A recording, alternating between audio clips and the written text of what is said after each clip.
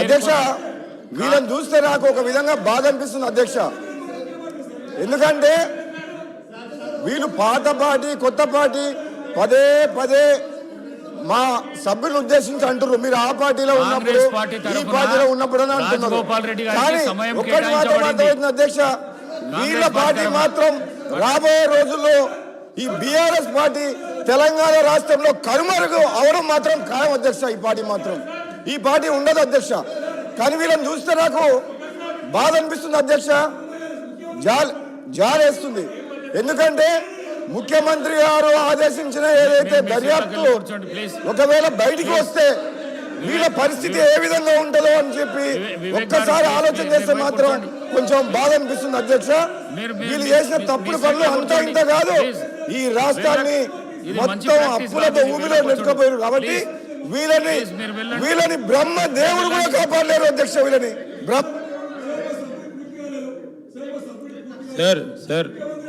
ఇది మంచి పద్ధతి కాదు. వివేక్ గారు వెళ్ళండి, మీరు మీ సీట్లకు వెళ్ళండి. ఈ ప్రాక్టీస్ మంచిది కాదు, మీరు మీ సీట్లకు వెళ్ళండి.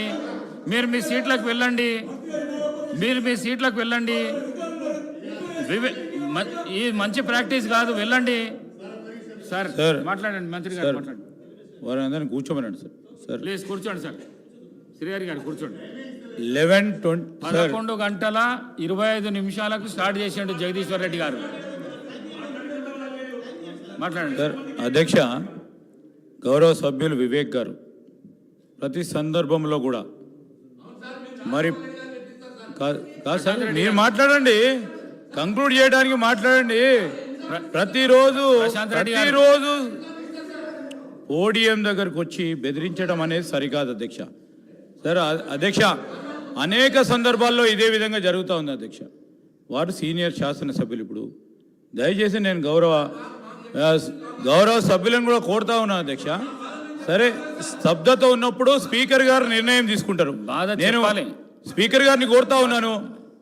11:25కి మొదలు పెట్టారు గౌరవ సభ్యులు జగదీశ్వర్ రెడ్డి గారు. సరే, ఇప్పటి వరకు కూడా నడుస్తూ ఉంది చర్చ. సరే, ఇంటరప్షన్స్ 10 minutes చేయండి సార్, 15 minutes తీసేయండి.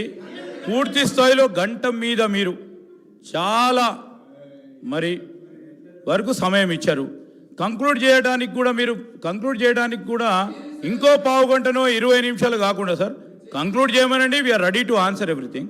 కంక్లూడ్ చేయమనండి, కానీ బ్రీఫ్గా కంక్లూడ్ చేస్తే మళ్ళీ లేకుంటే మేము మాట్లాడాల్సి వస్తుంది, ప్రభుత్వం తరఫున మాట్లాడాల్సి వస్తుంది, మరి పార్టీ తరఫున మా ఇద్దరు సభ్యులు మాట్లాడేది ఉంది. దయచేసి అర్థం చేసుకొని సమయభావాన్ని కూడా దృష్టిలో పెట్టుకొని, ఎందుకంటే వారు కూడా సీనియర్ శాసనసభ్యులు కనుక కంక్లూడ్ చేయమని కోరుతా ఉన్నాను. జగదీశ్వర్ రెడ్డి గారు. థ్యాంక్ యూ అధ్యక్ష. ఇక్కడ నేను అడుగుతున్నది ఏంటంటే, మీరు ఇచ్చిన శ్వేతపత్రం మీదనే మాట్లాడే తప్ప నేను వేరే ఒక అక్షరం కూడా మాట్లాడలేదు. ఈ శ్వేతపత్రం మీదనే మీరు ఎందుకు కన్ఫ్యూజ్ అవుతున్నారు? మీ మంత్రుల మధ్యనే ఎందుకు గ్యాప్ ఉన్నది? ఒకసారి ఆలోచించుకోమని చెప్పి నేను కోరుతా ఉన్నా. దీని మీదనే నేను మాట్లాడింది అధ్యక్ష. నేను డిబేషన్ అవుతున్నా కాదు కదా అధ్యక్ష. నేను చూపించి మాట్లాడుతున్నా కదా. నేను ఎక్కడన్నా డిబేట్ అయితే, నేను పొలిటికల్ ఇష్యూస్ మాట్లాడితే, వాళ్ళ వ్యక్తిగత విషయాలు మాట్లాడితే మీరు అనొచ్చు. నాకు ఎప్పుడు అవ్వట్లేదు అధ్యక్ష. గత 10 సంవత్సరాలుగా వాళ్ళు ఎంత వ్యక్తిగతంగా దాడి చేసినా ఒక్కరోజు కూడా నేను మాట్లాడలేదు. ఇక్కడనే కాదు అధ్యక్ష, బయట మైకుల ముందు కూడా మాట్లాడలేదు. నా జీవితంలో ఎప్పుడు కూడా వ్యక్తిగతంగా గురించి మాట్లాడలేదు అధ్యక్ష. వాళ్ళిద్దరికి అన్నదమ్ములకి అలవాటు మొదటి నుంచి కూడా. ఆయన నేను ఎప్పుడు పోలేదు, నేను ఎప్పుడు కూడా అట్లా పోలేదు అధ్యక్ష. దాని మీదనే ఎంక్వైరీ చేయమన్నా, దాని మీదనే అధ్యక్ష. నేను కూడా మాట్లాడతాను అధ్యక్ష. అవసరాల కొరకు, అధికారం కొరకు, పదవుల కొరకు, పేటెంట్ల కొరకు, కాంట్రాక్ట్ల కొరకు పార్టీలు మారే వీళ్ళ సార్ నాకు మాట్లాడేది. ఈ బయలుమాల నా గురించి మాట్లాడేది. ఈ పార్టీలో ఉండి ఆ పార్టీకి పోయి బీజేపీకి పోతే కూడా బీజేపీలో ఉన్న ఓటేయమని చెప్పిన గీల మాట్లాడతారా? గీలగా నైతికత ఉందా? వీళ్ళ నైతికత ఉన్న వాళ్ళు ఒక మాట చెప్పాలంటే రాజకీయంగా వాళ్ళు ఏమన్నా సార్ పదవి అనకూడదు ఏంటంటే ఈ సభలో వాళ్ళకి వీళ్ళు సార్ వీళ్ళిద్దరు వీళ్ళు నా గురించి మాట్లాడుతున్నారు. నాది తెలిసిన పుస్తకం నా జీవితం అంటే. మినిస్టర్ గారు రాజగోపాల్ రెడ్డి గారు మాట్లాడండి.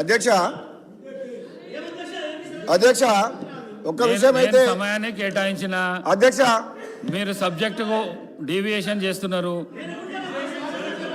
మీరు నాతోనే మాట్లాడాలి. మీరు నాతోని మాట్లాడాలి. సభ్యులు మాట్లాడేదానికి